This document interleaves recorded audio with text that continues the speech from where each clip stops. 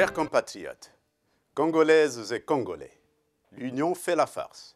Je m'appelle Claver Lumana-Pachi, je suis docteur en sciences politiques administratives, je suis aussi président national et chef du parti dénommé l'Alliance chrétienne pour le progrès, ALCP en cycle, un parti politique agréé par décret ministériel numéro 114 du 22 juillet 2010.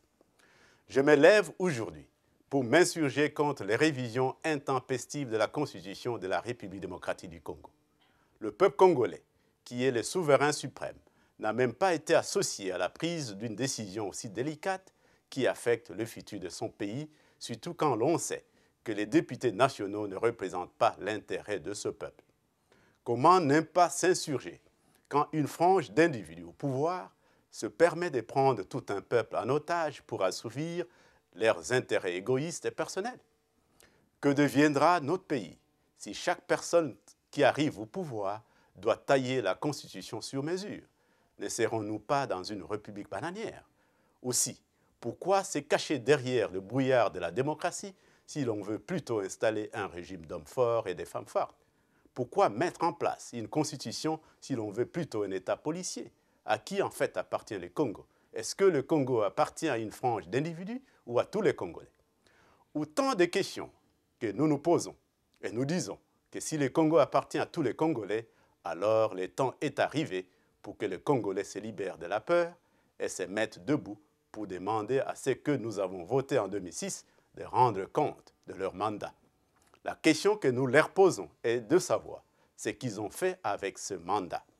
Si leurs réponses ne sont pas satisfaisantes, alors il est temps de commencer à penser à leur remplacement. Cependant, quand le peuple congolais regarde autour de lui, il cherche encore ces hommes et femmes avec probité morale élevée qui peut leur donner de l'espoir. Notre peuple veut donc un leadership positif et responsable auquel il peut faire confiance pour changer le système de gestion des affaires publiques dans notre pays. Les hommes actuels au pouvoir ont complètement déçu. Nous ne pouvons plus leur faire confiance. Leur gestion a été moins performante qu'un imbu dans une culture où les antivaleurs et l'impunité battent le plein. Le chef de l'État, qui avait prêté serment pour protéger la Constitution et les lois de notre pays, a abandonné son peuple parce qu'il a été l'initiateur des révisions constitutionnelles. Au lieu de rester au-dessus de la mêlée, il s'est mêlé avec sa majorité au pouvoir pour unilatéralement réviser la Constitution 5 ans seulement après que lui-même ait promulgué cette loi fondamentale. À moins que le président aille jusqu'au bout de sa logique pour annuler les élections présidentielles et législatives de 2011, il incombe au peuple congolais à se mettre debout, même affamé et assoiffé, pour se sacrifier afin de donner une leçon qu'aucun politicien congolais n'oubliera lorsque le peuple lui accorde un mandat électoral. Cette leçon est celle d'ébouter dehors tous ceux qui se disent aujourd'hui hommes forts et femmes fortes et qui viendront demain vous donner qui un t-shirt, qui un vélo, qui une moto ou même de l'argent pour acheter vos votes et les mandats qui en découlent. Les t-shirts, les vélos, les motos ou l'argent qu'ils vous offriront, vous les prendrez car c'est avec votre argent qu'ils ont accès à ces ressources. Mais ces politiciens qui sont prêts à acheter vos consciences, vous ne les voterez point. Vous leur donnerez une gifle en les boutant dehors par votre choix et par votre vote judiciaire. Si par mégarde, vous les votiez de nouveau, alors nous, Congolais, nous n'aurons qu'à nous blâmer nous-mêmes et accepter les leaders que nous avons. C'est pourquoi il est du devoir du peuple de faire échec à un individu ou groupe d'individus qui veulent rester au pouvoir par la force, par l'injustice sociale ou par un coup d'État institutionnel. Nous devons mettre en premier lieu la refondation de notre pays au-dessus de notre intérêt personnel, même si cet intérêt est de satisfaire les besoins primaires immédiats. Chers compatriotes, Congolaises et Congolais, il faut mieux de rester affamés maintenant afin de faire un choix judicieux d'un leadership positif capable de mettre un environnement qui conduira à la création de l'emploi pour permettre à notre peuple à mieux se nourrir demain. La question que nous devons nous poser est celle-ci. Pensez-vous que le peuple congolais vit mieux aujourd'hui qu'il y a 10 ans? Si votre réponse est oui, alors votez ceux qui nous gouvernent présentement. Cependant, si votre réponse est non, alors boutez-les dehors. Nous devons essayer une alternance qui puisse nous aider à comparer les résultats 5 ans après. La compétition politique étant une amélioration des performances, en boutant dehors ceux qui sont au pouvoir maintenant, ils vont s'organiser pour revenir si jamais l'alternance politique que nous proposerons au peuple congolais serait incapable de sortir notre pays du gouffre dans lequel il se trouve. Chers compatriotes, Congolaises et Congolais, je sais que le peuple congolais va se poser la question de savoir de quelle sorte d'alternance politique est-il question ici. Nous disons que la démocratie étant un jeu d'alternance, il est donc important que le peuple sache pour qui voter ou sur qui ils doivent porter leur choix pour la gestion de la République. Si ceux qui nous gouvernent ont failli à leur tâche, nous disons, le peuple a le droit de ne plus les reconduire au pouvoir. Si l'opposition dite parlementaire ou institutionnelle n'arrive pas à s'assumer et ne présente pas efficacement l'intérêt du peuple, alors nous demandons au peuple de revoir leurs calculs. Si notre peuple remarque et détecte l'incapacité notoire de ceux qui se disent des indépendants de lever leur tête et de prendre une position courageuse pour dire non à l'injustice sociale et à l'illégalité de révision constitutionnelle, alors le peuple aura à choisir utile. Ni les intimidations, ni la corruption ou l'achat de conscience ne pourront être tolérés dans la lutte pour un changement positif dans notre pays. Notre peuple a trop souffert pour se contenter de tourner en rond. Le temps de changement positif est donc arrivé.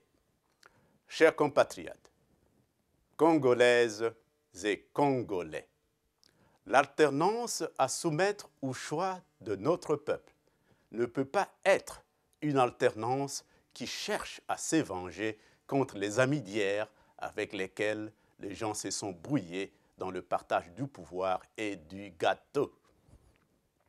L'alternance à soumettre au choix de notre peuple ne peut pas non plus être une alternance tournée vers le passé lointain sur base des hommes providentiels ou des hommes mythiques. L'expérience récente nous démontre les limites d'un pareil choix. L'alternance à soumettre au peuple congolais devra être une alternance diverse et diversifiée, comprenant les Congolais de partout, mais surtout comprenant des hommes et des femmes acquis au changement du système qui amène des gens comme ceux qui sont actuellement au pouvoir. C'est dans ce cadre que l'Alliance chrétienne pour le progrès, ALCP en sigle, un parti politique acquis au changement du système en place en République démocratique du Congo, fait appel aux compatriotes, aux leaders des partis chrétiens, aux leaders des partis progressistes, aux leaders de groupes religieux et aux leaders de la société civile de s'engager fermement dans la mise en place d'une grande union pour le changement en République démocratique du Congo. C'est cette union composée de personnalités des partis chrétiens, celle des partis progressistes, celle des groupes religieux et celle de la société civile que nous mettons à la disposition de notre peuple comme une alternance au système actuel de gestion de notre pays. La question que nous posons à ces partis chrétiens, à ces partis progressistes et aux groupes chrétiens et aux représentants de la société civile est celle-ci. Êtes-vous prêts à répondre aux cris de détresse que lance notre peuple? Si votre réponse est positive, alors nous sommes aussi prêts de nous mettre autour d'une table pour préparer et planifier cette alternance politique. Nous vous invitons tous à participer à la première réunion dont l'objectif sera la mise en place d'une plateforme unique pour une large concertation objective afin d'établir une cellule ad hoc de planification pour assurer l'avènement effectif de l'Union pour le changement au Congo. Il est donc question de construire une alternance politique réelle en République démocratique du Congo. Cette alternance politique, qui présentera son candidat unique à l'élection présidentielle de 2011, c'est cette alternance politique qui sera présenté au peuple congolais pour un changement positif et pour l'avènement d'un leadership nouveau, responsable et transformationnel dans notre pays. Si votre parti politique ou votre groupement religieux ou votre groupement civique ou même comme un individu indépendant, vous êtes acquis au changement du système, alors vous êtes invité à prendre part à la première réunion qui aura lieu à Kinshasa au mois d'avril 2011, à la date qui sera acceptable par tous. L'union faisant la force, il ne reste qu'à nous mettre tous debout, ensemble, afin que cette alternance politique devienne une réalité agissante dans notre pays. Vous pouvez me contacter par courriel électronique afin de nous passer vos coordonnées pour la prise de contact formelle pour la réalisation des objectifs décrits dans ce message. Que vive l'Alliance chrétienne pour le progrès, que vive l'Union pour le changement du Congo, que vive le peuple congolais, que vive la République démocratique du Congo. Je vous remercie. Notre charte pour un Congo debout et uni et une communauté solidaire. Message pour les êtres humains et la communauté. ALCP.